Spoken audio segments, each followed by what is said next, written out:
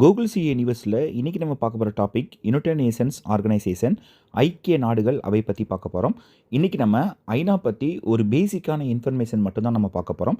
ஐநா எப்போ உருவாச்சுன்னா 24 அக்டோபர் 1945. இந்த ஐநா உருவான நாள் தான் 24 அக்டோபர். இது என்ன டேனா யுனைடெட் நேஷன்ஸ் டே, அதாவது ஐக்கிய நாடுகள் தினமாக என்ன பண்ணுறாங்க உலகளவில் கடைபிடிக்கிறாங்க. நம்ம இந்தியாவும் ஐநாவில் ஒரு உறுப்பினர். அப்போ நம்ம இந்தியா ஐநாவில் எப்போ சேர்ந்தாங்கன்னா 30 அக்டோபர் 1945 இந்தியா சேர்ந்திருப்பாங்க. இந்தியாவோட சேர்த்து மொத்தம் ஒரு 51 நாடுகள் சேர்ந்திருப்பாங்க. அதில் நம்ம இந்தியாவும் ஒன்று. அப்போ இந்தியா எப்போ சேர்ந்தாங்க அப்படின்னு கேட்டால் 30 அக்டோபர் 1945. அடுத்த விஷயம் பாருங்கள், ஐநான்ற வார்த்தையை யார் கொண்டு வந்தாங்கன்னா ஃப்ராங்க்லின் டி ரூஸ்வெல்ட். அடுத்தது ஐநா உருவாக காரணம், எல்லாருக்கும் இந்த ஃபஸ்ட்டு வேர்ல்டு வார் நல்லாவே தெரியும். முதல் உலகப் போர் நடைபெற்றது 1914 1918 வரைக்கும்.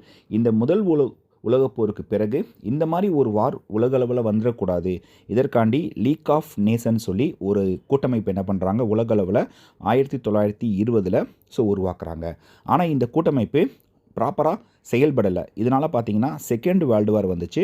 1939 டு 1945 வரைக்கும் பார்த்தீங்கன்னா இந்த வார் நடந்திருக்கும். இதுக்கப்புறமும் உலகளவில் இந்த மாதிரி ஒரு பிரச்சனை வந்துடக்கூடாது, இதற்காண்டி உருவாக்கப்பட்டது தான் இந்த யுனைடெட் நேஷன்ஸ் ஆர்கனைசேஷன். அப்போ இவங்க ஒரு அமைதி தூதுவன், உலகளவில் ஒரு மிகப்பெரிய போர் வராமல் இந்த கூட்டமைப்பு என்ன பண்ணுவாங்க பாற்றுக்கொள்வாங்க. ஸோ இதற்காண்டி தான் இந்த ஐநான்ற ஒரு அமைப்பு இருக்குது. ஓகே, ஐநாவோட ஹெட் ஆஃபீஸ் எங்கே இருக்குன்னு கேட்டால் அமெரிக்காவில் நியூயார்க்கில் இருக்குது. அதுக்கப்புறம் அமெரிக்காவில் அலுவல் மொழிகள் மொத்தம் எத்தனைனா 6 இருக்குது. இது கூட எக்ஸாம்பிள் கொஸ்டினாக கேட்டிருக்காங்க. Arabic, Chinese, English, French, Russian, Spanish. அதுக்கப்புறம் ஐநாவில் மொத்த உறுப்பு நாடுகள் எத்தனைன்னு சொல்லி கேட்டால் மொத்தம் 193 நாடுகள் இருக்காங்க. இதில் 193 கடைசியாக சேர்ந்த நாடு எதுன்னு கேட்டால் ஆன்சர் சவுத் சூடான்.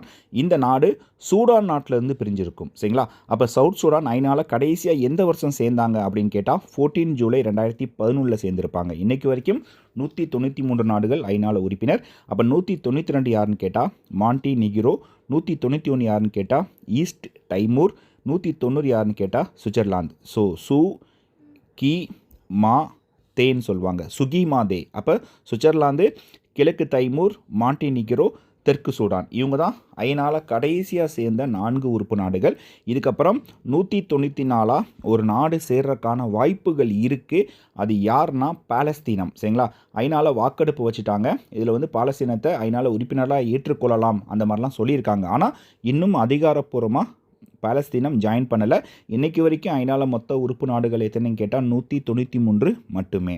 அடுத்தது, அமைதிக்காக செயல்படுற இந்த ஐநா இது நோபல் பீஸ் பிரைஸ் வாங்கியிருக்கா அப்படின்னு கேட்டால் ஐநா வாங்கியிருக்கு. 2001 வாங்கியிருக்காங்க. இதுக்கப்புறம் ஐநாவில் ரொம்ப முக்கியமானது ஐநாவோட கொடி. சரிங்களா? ஐநாவோட ஃப்ளாகை எப்போ ஏற்றுக்கொண்டாங்கன்னா 7 டிசம்பர் 1946. இந்த ஃப்ளாக் தான் ஐநாவோடது. சுற்றி பாருங்கள், ஒரு ப்ளூ கலரில் ஒரு பேக்ரவுண்ட் இருக்குது. இதில் நடுவில் பார்த்தீங்கன்னா ஒரு வேர்ல்டு ஒரு லோகோ மாதிரி வச்சுருக்காங்க.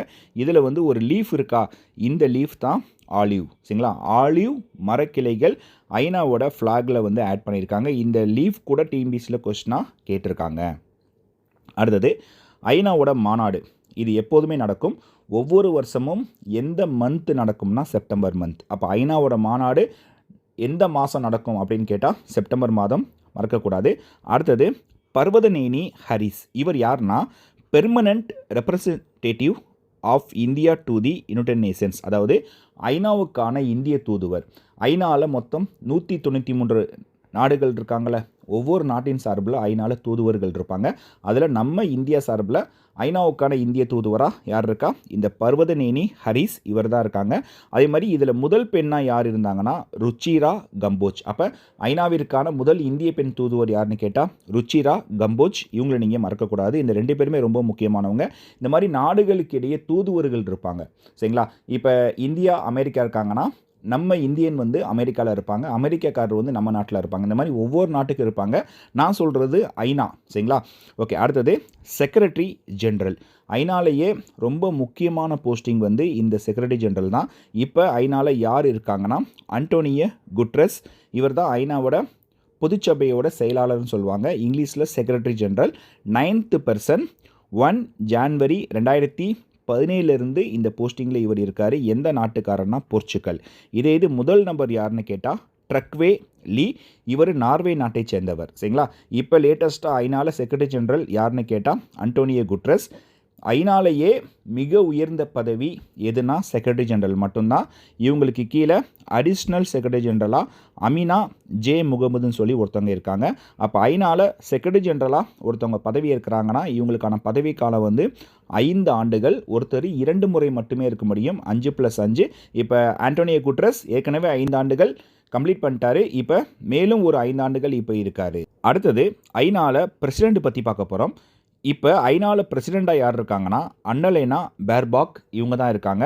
இவங்க வந்து இந்த பிரசிடெண்ட்டாக வந்ததில் 5வது பெண்மணியாக இவங்கள சொல்கிறாங்க. இவங்க ஐநாவோட 80வது அமர்வுக்கு இவங்க தலைமையேற்றிருக்காங்க. எந்த நாளில் பதவியேற்றிருக்காங்க? 9 செப்டம்பர் 2025 இவங்க பதவியேற்றிருக்காங்க. அப்போ ஐநாவில் செக்ரட்டரி ஜெனரல் இருக்காங்க, அடிஷ்னல் செக்ரட்டரி ஜெனரல் இருக்காங்க, பிரசிடெண்ட் இருக்காங்க. இந்த பிரசிடெண்ட் இவங்களுக்கான பதவி காலம் வந்து 1 இயர் தான். அந்த ஐநாவோட சம்மிட் நான் சொன்னேன் பார்த்தீங்களா, செப்டம்பர் மாதம் நடக்கும்னு. அந்த செப்டம்பர் மாதம் இந்த சம்மிட் நடக்கிறப்ப இவங்க என்ன பண்ணுவாங்க, பொறுப்பேற்பாங்க ஐநாவோட பிரசிடெண்ட்டு. அப்போ இவங்களுக்கான டூரேஷன் அந்த செப்டம்பர் டு செப்டம்பர் நம்ம என்ன பண்ணலாம் வச்சுக்கலாம்.